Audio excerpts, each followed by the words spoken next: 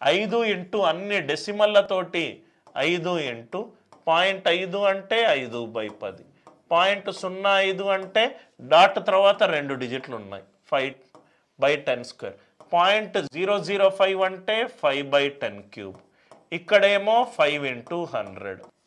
మనకు just dot తర్వాత positions చూసుకుంటే చాలు సార్. ఇక్కడ 10² క్యాన్సిల్ అయిపోయింది, 10 10³ అంటే ఆన్సర్లో డాట్ తర్వాత 4 డిజిట్లు ఉండాలి. ఆన్సర్లో డాట్ తర్వాత 4 డిజిట్స్ ఉండాలి. ఆన్సర్లో డాట్ తర్వాత 4 డిజిట్స్ ఉండాలి. 0.5 అంటే 5/10, 0.05 అంటే 5/100. పాయింట్ తర్వాత ఎన్ని డిజిట్లు ఉన్నాయి? ఇక్కడ 2 డిజిట్స్ ఉన్నాయి.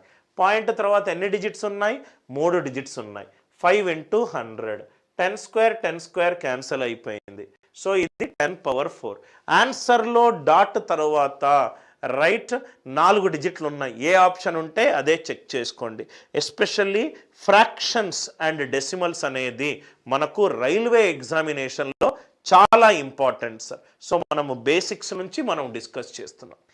80.6 divided by 4030, 80.6 divided by 4030. Answer options తోటి మనం సాల్వ్ చేద్దాం సార్. సార్ ఇక్కడ చూద్దాము, 20 ఎట్లా అవుతుంది సార్? 4000కు 20 మల్టిప్లై చేస్తే 4000 ఇంటూ 20 ఎంత సార్? 8000. కానీ ఇది ఎంత? 80 పాయింట్ సంథింగ్. ఇది కాదు.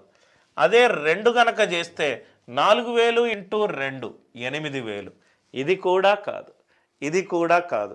4000 ఇంటూ 4030 ఇంటూ 0.2, 0.2 అంటే 1/5, 1/5 అంటే 86, 86. నాకు వచ్చింది 86, కానీ నాకు కావాల్సింది 80.6, కానీ నాకు కావాల్సింది 80.6. Are you all with me? Right. I hope the idea it is very much clear to you. Just division చేయాల్సిన అవసరమే లేదు సార్. 4000కు 20 లబ్ధం చేస్తే 4000 ఇంటూ 2 8000, 80,000. ఇదైతే అస్సలు కాదు. 4030 ఇంటూ 2 8000. ఇది కూడా కాదు. 4030 ఇంటూ 0.2, 0.2 అంటే 1/5 అంటే ఇది 86, కానీ నాకు కావాల్సింది 80.6. మనకు కావాల్సింది 80.1. Answer to question. ఈ అప్రోచ్ని మనము బాటమ్ అప్ అప్రోచ్ అని అంటాం. బాటమ్ అప్ అప్రోచ్ అంటాం. 72లో ఎన్ని 1/3 ఉన్నాయి అని అడుగుతున్నాడు. 72లో ఎన్ని 1/3 ఉన్నాయి? 72 అనే నంబర్లో ఎన్ని 1/3 ఉన్నాయి? 72లో ఎన్ని 1/3 ఉన్నాయి? ఆర్ 1/3ని ఏ నంబర్ తోటి మనం లబ్ధం చేస్తే మనకు 72 వస్తుంది? 1/3ని ఏ నంబర్ తోటి లబ్ధం చేస్తే మనకు 72 వస్తుంది? ఇక్కడ కూడా దయచేసి క్యాల్కులేషన్ చేయకండి సార్. 3 2 6. ఆన్సర్ 6 తోటి ఎండ్ అవ్వాలి. ఆన్సర్ 6 తోటి ఎండ్ అవ్వాలి. ఆన్సర్ ఎంత సార్ ఈ క్వశ్చన్కి? 216. ఆన్సర్ 6 తోటి ఎండ్ అవ్వాలి. 72లో 1/3. ఇప్పుడు రూపాయిలో ఆఠానాలు ఎన్ని ఉన్నాయి? 2 ఉన్నాయి. అది ఎలా వచ్చింది? రూపాయి డివైడెడ్ బై ఆఠానా అంటే 1/2. 100 రూపాయల నోట్లో 10 రూపాయల నోట్లు ఎన్ని ఉన్నాయి? 100 డివైడెడ్ బై 10 రూపాయల నోట్లు ఎన్ని? 10 10ల 100. 72లో 1/3 ఎన్ని ఉన్నాయి? 72 డివైడెడ్ బై 1/3. 72 ఇంటూ 3 ఎంత? 216. అది 1.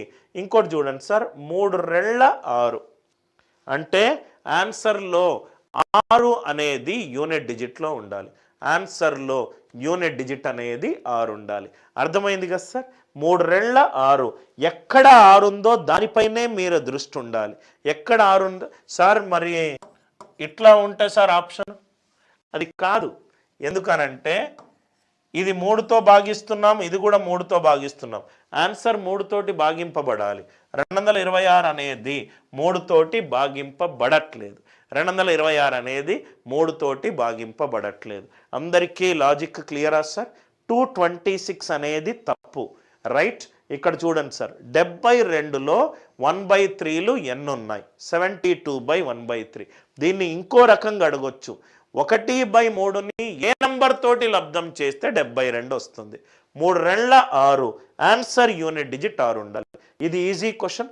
మీరు ఆర్ఆర్బి PYQs అని గూగుల్లో టైప్ చేస్తే ప్రతి ఒక్క క్వశ్చను కూడా ప్రీవియస్ ఇయర్ క్వశ్చన్. కొన్ని ఈజీగా ఉంటాయి, కొన్ని కష్టంగా ఉంటాయి. అందుకే సింప్లిఫికేషన్ ఒక 5 క్వశ్చన్లు తీసుకుంటే మీకు పూర్తి క్లారిటీ వస్తుంది సార్.